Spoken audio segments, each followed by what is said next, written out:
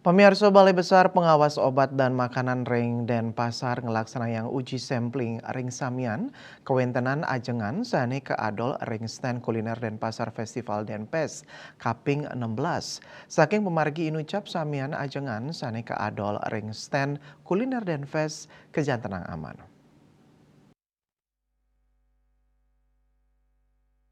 Ketua Tim Informasi dan Komunikasi BB POM Ring Denpasar Niputui Ekayani Wadarang, pai ketandane sampun pingkalih ngelaksanayang uji sampling. Uji sampling kemargiang majeng selai likur sampel ring tahap pertama, 16 sampel ring tahap kaping kalih.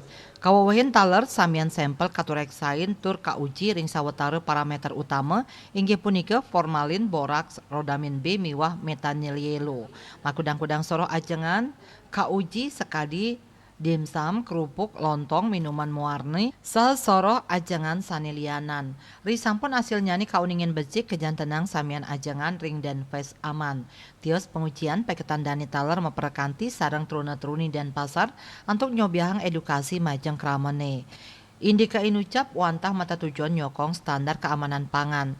Tios punike edukasi taler kemargiang majang pedagang mangdani side ngeraksa karesikan ajengan ipun.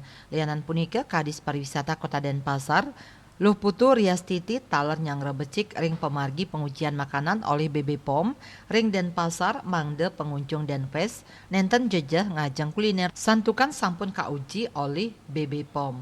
Asmara Putra Bali Pos Nguningayang.